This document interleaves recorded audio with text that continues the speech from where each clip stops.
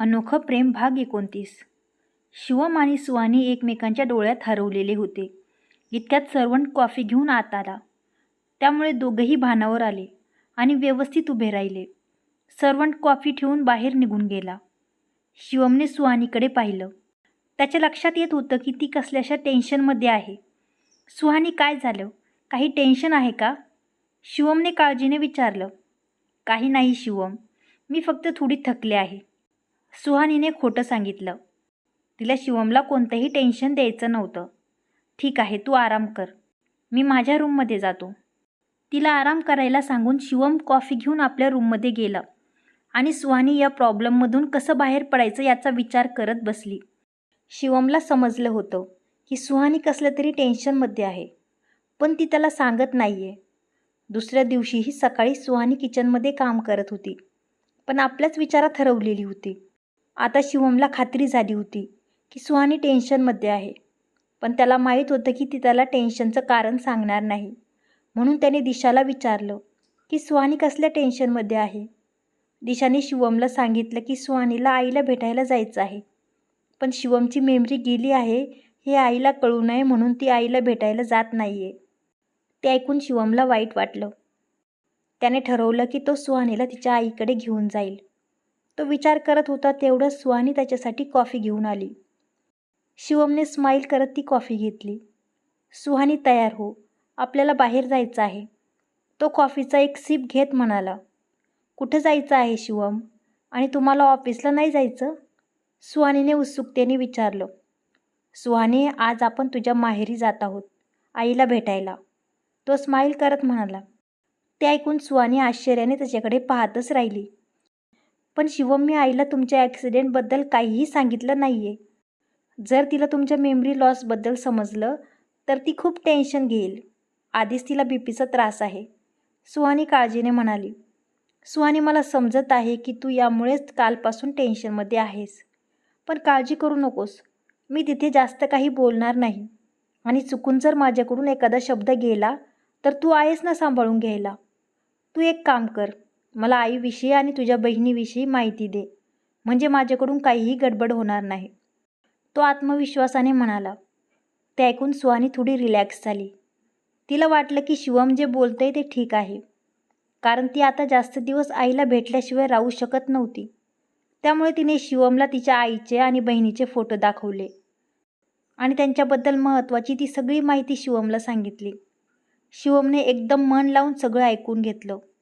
त्याने सुहानीला आश्वासन दिलं की कुठलीही गडबड होणार नाही. काही वेळाने तयारी करून दोघंही आईच्या घरी जायला निघाले. शिवमच्या समजावण्यामुळे सुहानी आता रिलॅक्स झाली होती. ते घरी पोचल्यावर आई आणि नियाने त्यांचे खूप आनंदाने स्वागत केले. सुहानी खूप दिवसांपासून घरी न आल्याने आई तिच्यावर नाराज होती, पण सुहानीला पाहताच त्या सगळा राग विसरून गेल्या. त्यांनी शिवम आणि सुहानीसाठी खूप रुचकर जेवण बनवून ठेवलं होतं. त्या दोघांनीही मनसोक्त त्या जेवणावर ताव मारला. मग सगळे गप्पा मारत बसले. शिवम खरं तर मोजकंच बोलत होता आणि निया आणि सुहानी काही चुकलं तर सांभाळून घेत होत्या. त्यामुळे आईंना काही संशय आला नाही. दिवसभर तिथे थांबून संध्याकाळी ते घरी परत निघाले. वापस येताना सुहानी तर खूप खुश होती.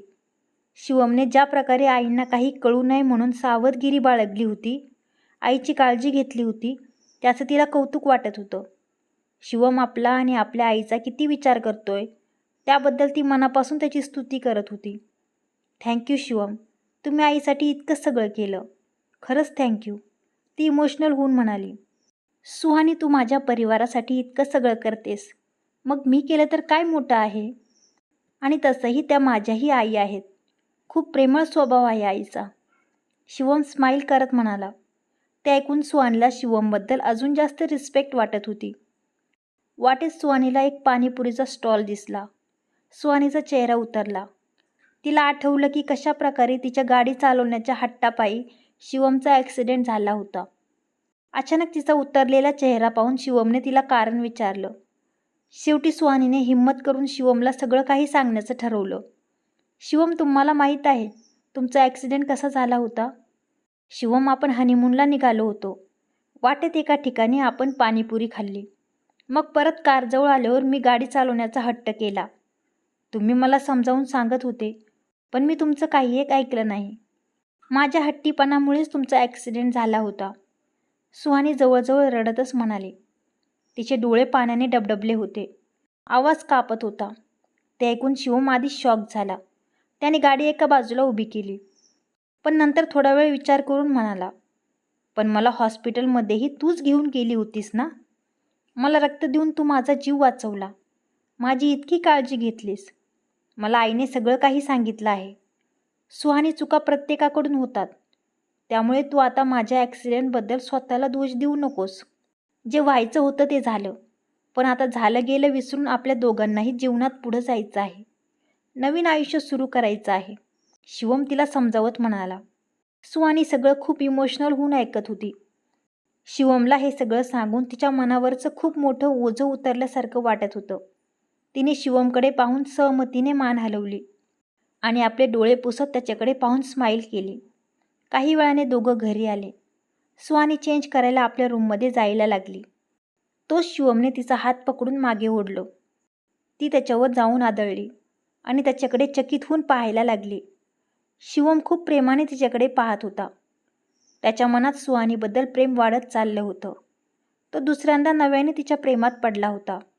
तिचा साधेपणा, निरागस चेहरा, प्रेमळ स्वभाव याकडे तो ओढला जात होता.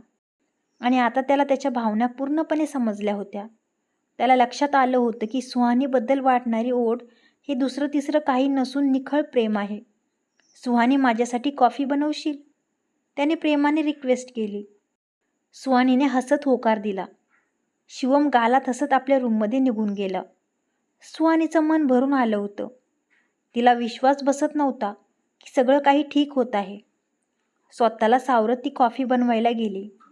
कॉफी बनवताना ती शिवमच्याच विचारांमध्ये हरवलेली होती. काही वेळाने कॉफी बनवून ती घेऊन शिवमच्या रूममध्ये आली. शिवम रूममध्ये नव्हता म्हणून तिने कॉफी टेबलवर ठेवली आणि त्याला आवाज दिला. इतक्यात तो वॉशरूममधून बाहेर आला. त्याने व्हाईट शर्ट घातला होता. त्यात तो खूप हँडसम दिसत होता. सुहानी भान हरपून त्याच्याकडे पाहतच राहिली. शिवम तिच्या डोळ्यात पाहत तिच्या जवळ आला आणि काही न बोलता तिचा हात पकडून तिला दरवाजाजवळ घेऊन आला. सुहानीला समजेना की शिवम काय करत आहे. तिथे समोर टेबलवर आरतीची थाळी ठेवलेली होती. सुहानी आश्चर्याने शिवमकडे पाहायला लागली. शिवमने काही न बोलता हळुवारपणे तिची ओढणी तिच्या डोक्यावर टाकली आणि आरतीची थाळी घेऊन तिच्या समोर उभा राहिला. त्याच्या चेहऱ्यावर एक गोड स्माईल होती. सुहानी चकित होऊन शिवमकडे पाहत होती. शिवमने थाळीतील फुलं सुहानीच्या डोक्यावर टाकली आणि तिची आरती करायला सुरुवात केली. दोघंही एकमेकांच्या डोळ्यात पाहत होते. सुहानीला तर काय बोलावं ते समजत नव्हतं. हे सगळं तिच्यासाठी अनपेक्षितच होतं. आरती झाल्यावर त्याने तांदळाने भरलेले कलश तिच्या पायाजवळ ठेवलं. हे सगळं पाहून सुहानी खूप भावुक झाली होती. तिचे डोळे पाणावले होते. सुहानी जेव्हा नवी नवरी घरात येते तेव्हा असंच कलश ओलांडून ती नव्या आयुष्याची सुरुवात करते. त्याच प्रकारे सुहानी, हे कलश ओलांडून तू आज माझ्या जीवनात पुन्हा एकदा प्रवेश कर, शिवम भावुकपणे म्हणाला. ते ऐकून सुहानीला अश्रू अनावर झाले. शिवमने तिला उजव्या पायाने कलश ओलांडून रूममध्ये प्रवेश करायला लावला. सुहानीने हळुवारपणे ते कलश ओलांडले आणि शिवमकडे बघून स्माईल केली. मग प्रेमाने तिचा हात पकडून शिवम तिला रूममध्ये घेऊन आला. सुहानीचा चेहरा आनंदाने चमकत होता. सॉरी सुहानी, मला जितके रीतिरिवाज माहीत होते ते मी केलं. यापेक्षा जास्त मला ठाऊक नाही, शिवम तिच्या डोळ्यात पाहत म्हणाला. शिवम, तुम्ही जे केलं आहे ते सांभाळणं मला खूप अवघड झालं आहे. तुम्ही आरतीची थाळी घेऊन माझा गृहप्रवेश करून मला जीवनभराचा आनंद दिला आहे. सुहानी जवळजवळ रडतच म्हणाली. तिच्या ओठांवर हसू आणि डोळ्यात पाणी होतं. मग शिवमने तिला प्रेमाने आरशासमोर उभं केलं आणि तेथे ठेवलेल्या बॉक्समधून मंगळसूत्र बाहेर काढलं आणि हळुवारपणे ते मंगळसूत्र सुहानीच्या गळ्यात घातलं. सुहानीच्या डोळ्यांतून अश्रू गालांवर ओघळले. तिचं मन आनंदाने भरून आलं होतं. शिवमने तिला स्वतःकडे वळवलं. सुहानी, आजपासून आपण आपल्या जीवनाची नव्याने सुरुवात करत आहोत. किंवा मी असं म्हणेल की आजपासून मी तुझ्यासोबत आयुष्याची नव्याने सुरुवात करत आहे. कदाचित या नव्या प्रवासात सगळं काही एकदम परफेक्ट नसेलही. सगळं काही तुला हवं तसं नसेल. पण जे काही असेल ते तुझ्यासाठी असेल. तुझ्या चेहऱ्यावर हसू येण्यासाठी असेल, तुला आनंदी ठेवण्यासाठी असेल, आपल्या सुखासाठी असेल. शिवम प्रेमाने तिच्याकडे पाहत म्हणाला. सुहानीच्या तोंडातून शब्दही फुटत नव्हता. तिने भावुकपणे त्याला मिठी मारली. त्यानेही प्रेमाने तिला जवळ घेतलं. दोघंही बराच वेळ एकमेकांच्या मिठीत हरवून गेले होते. दोघांचंही मन आनंदाने बेभान झालं होतं. प्रेमाच्या स्पर्शाने दोघंही सुखावले होते. ज्या दिवसाची सुहानी आतुरतेने वाट पाहत होती, अखेर तो दिवस आला होता. तिला तिचा शिवम परत मिळाला होता. देवाने तिची प्रार्थना ऐकली होती. तिला जगातला सगळ्यात मोठा आनंद दिला होता. शिवमच्या आयुष्यातील अधुरेपणही दूर झालं होतं. त्याला समजलं होतं की तो सुहानीवर किती प्रेम करतो. त्याला समजलं होतं की सुहानीच त्याचं प्रेम, त्याची पूर्ण दुनिया आहे. तिच्यापासून दूर राहणं आता त्यालाही शक्य नव्हतं. त्याने सुहानीला बेडवर बसवलं आणि स्वतःही तिच्या शेजारी बसला. सुहानी लाजून खाली बघायला लागली. शिवम तिच्या लाजेने लाल झालेल्या चेहऱ्याकडे पाहत होता. त्याने प्रेमाने तिचा हात आपल्या हातात घेतला. सुहानी, मला आधी असं वाटायचं की मला सगळं काही माहीत आहे, पण तुला भेटल्यावर मला समजलं की नाते काय असतात आणि नात्यांना कसं फुलवायचं असतं. खास करून लग्नाचं नातं, पती पत्नीचं नातं. या नात्याला कसं निभवायचं ते मी तुझ्याकडून शिकलो. शिवम खूप मनापासून सगळं बोलत होता. ते त्याच्या डोळ्यात दिसत होतं आणि सुहानी त्याचा प्रत्येक शब्द आपल्या मनात साठवत होती. त्याचं प्रेम अनुभवत होती, ज्यासाठी ती इतक्या दिवसांपासून तळमळत होती. सुहानी, गप्पा कधीच संपत नाहीत, खास करून पती आणि पत्नीच्या गप्पा. तू थकली असशील, थोडा आराम कर, शिवम गालात हसत म्हणाला. सुहानीने होकारार्थी मान हलवली. प्रवास कितीही लांबचा असो, फक्त आपलं ध्येय दिसलं पाहिजे, इतकंच खूप आहे प्रेमाच्या प्रवासात निघण्यासाठी, सुहानी मनात म्हणाली.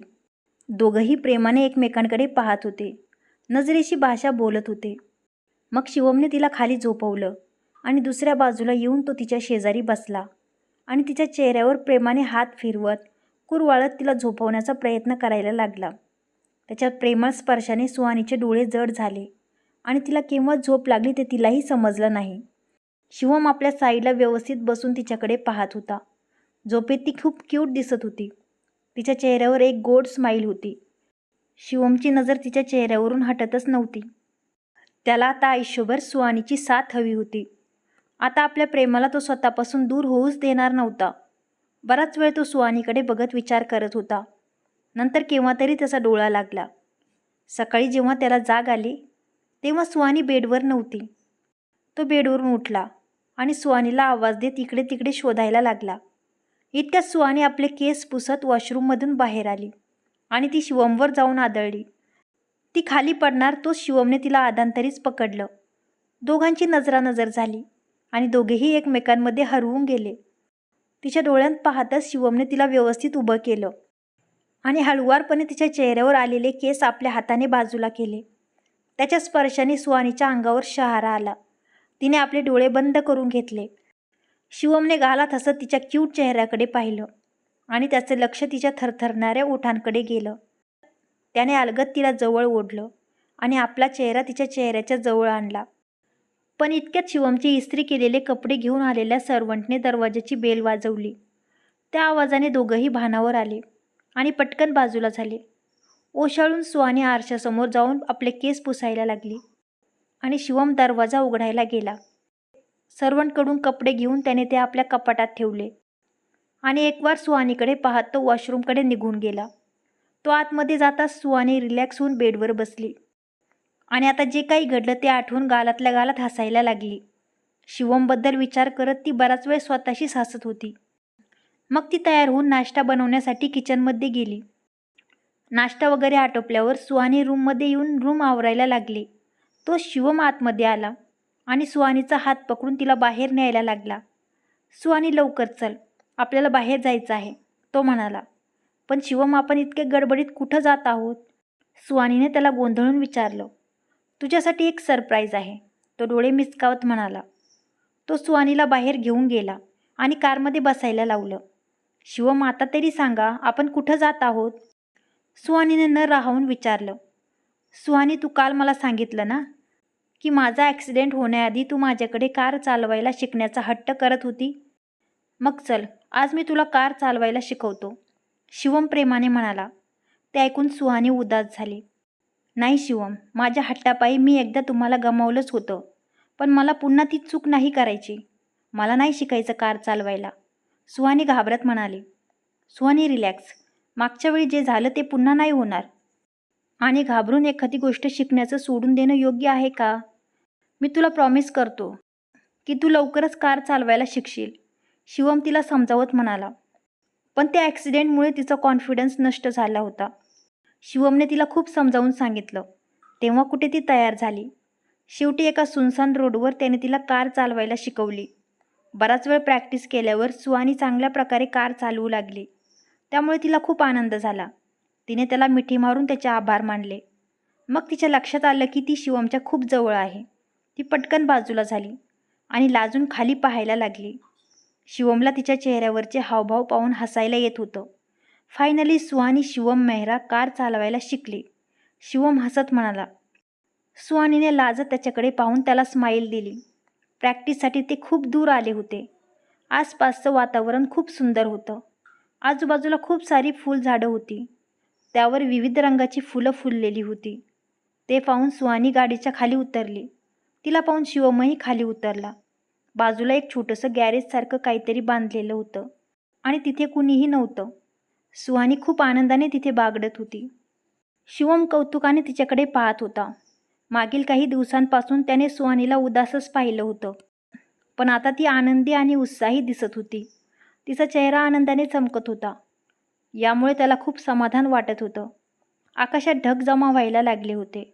पावसाचं वातावरण तयार झालं होतं. सुहानी, चल लवकर, पाऊस सुरू होणार आहे, शिवम आकाशाकडे पाहत म्हणाला. पण सुहानी तिथल्या वातावरणात रममाण झाली होती. इतक्यात पावसाचे थेंब पडायला सुरुवात झाली. सुहानी त्या पावसांच्या सरीमध्ये धुंद होऊन नाचायला लागली. सुहानीचं ते रूप पाहून शिवम मंत्रमुग्ध होऊन तिच्याकडे पाहत होता. काही क्षणांसाठी तो विसरूनच गेला की पाऊस सुरू झाला आहे आणि ते ओले होत आहेत. तो तर सुहानीकडे पाहत होता आणि स्वतःलाही विसरून गेला होता. इतक्यात जोरात वीज चमकली आणि त्या आवाजाने घाबरून सुहानी शिवमला येऊन बिलगली. शिवम काही क्षणांसाठी शॉक झाला. मग अलगदपणे त्याने तिला आपल्या मिठीत घेतलं. त्या ओल्या मिठीत दोघांच्याही अंगावर रोमांच उभे राहिले होते. दोघेही एकमेकांच्या मिठीत हरवून गेले होते. भानावर येत शिवमने तिचा हात पकडून तिला जवळच्या आडोशाला नेलं. सुहानीचे कपडे चांगलेच भिजले होते. ती थंडीने कुडकुडत होती. तिच्या केसांतून पाणी टपटप खाली गळत होतं. त्यामुळे तिचं रूप अजूनच खुलून दिसत होतं. शिवम पापणेही न हलवता तिच्याकडे पाहत होता. त्याच्या तशा पाहण्याने सुहानी थोडी नर्वस झाली. तिच्या चेहऱ्यावर लाजेची लाली पसरली. तिने लाजून आपली नजर खाली झुकवली. बाहेर पाऊस थांबायचं नावच घेत नव्हता. तो एक सुनसान इलाका होता. त्या ठिकाणी जास्त वेळ थांबणं सुरक्षित नव्हतं. म्हणून शिवम पाऊस थांबण्याची वाट पाहत होता. शिवमने बघितलं की सुहानी थंडीने गारठून गेली होती. त्याने पटकन आपले जॅकेट काढलं आणि सुहानी जवळ गेला. तो जसा जसा जवळ येत होता तशी सुहानीच्या हृदयाची गती वाढत होती. त्याने तिच्या जवळ येऊन तिच्या हातात ते जॅकेट दिलं. सुहानीने गालात हसत ते जॅकेट आपल्या अंगात घातलं. इतक्यात पुन्हा वीज चमकली. घाबरून सुहानी त्याला बिलगली. सुहानी, मला वाटतं आपण इथून निघावं. या ठिकाणी जास्त वेळ थांबणं ठीक नाही. त्यात जास्त वेळ ओल्या कपड्यात राहिलीस तर आजारी पडशील. सुहानीने त्याला होकार दिला. त्याने सुहानीचा हात पकडला आणि पावसातून ते पळत कारजवळ गेले आणि कारचा दरवाजा उघडून पटकन आत शिरले. आतमध्ये बसल्यावर दोघांनाही हसायला येत होतं. हसता हसता दोघेही एकमेकांकडे पाहत होते. त्यांचे चेहरे एकमेकांच्या खूप जवळ होते. दोघांचीही नजर एकमेकांत गुंतली होती. क्रमशः. कसा वाटला आजचा भाग? जर कथा आवडली असेल तर व्हिडिओला लाईक करा आणि माझ्या चॅनलला सबस्क्राईब करा. धन्यवाद.